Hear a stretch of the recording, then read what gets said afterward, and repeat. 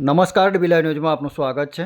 કાલોલ તાલુકાના બાકરોલ ગામે ગઈકાલે મકાઈના ખેતરના ફરતે કરેલી તારની વાડમાં ખેતર માલિકે પાકને બચાવવા માટે ઇલેક્ટ્રિક કરંટ મૂકેલો હોવાથી ખેતરની રખેવાળી કરવા ગયેલ દિલીપભાઈ નામના આશાસ્પદ યુવાનનું મંગળવારની રાત્રિ દરમિયાન મકાઈની રખેવાળી કરવા માટે જતાં તેનું કરંટ લાગવાથી મોત નીપજ્યું હતું। દિલીપ નામનો આ યુવક ખેતરની રખેવાળી કરવા માટે મંગળવારે રાત્રે ગયો હતો, જેને ખેતરમાંથી કરંટ લાગતા યુવાનનું મોત નીપજ્યું હતું।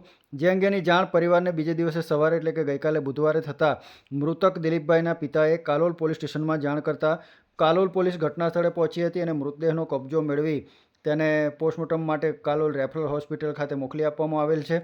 બનાવ અંગે પોલીસે ગુનો નોંધી વધુ તપાસ હાથ ધરી છે અને બનાવના પગલે ઘટના સ્થળે લોકોના ટોળેટોળા ઉમટી પડ્યા હતા।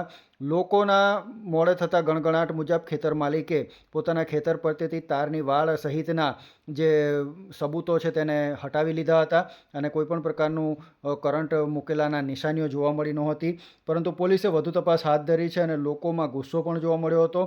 પોલીસે ખેતર માલિક સામે ઇન્ડિયન પિનલ કોડની કલમ 304 હેઠળ ગુનો નોંધી અને વધુ તપાસ હાથ ધરી છે। પંચમહાલ અને કાલોલ વિસ્તારની અંદર તેમજ છોટાઉદેપુર વિસ્તારની અંદર અવારનવાર આવા બનાવ બનતા હોય છે।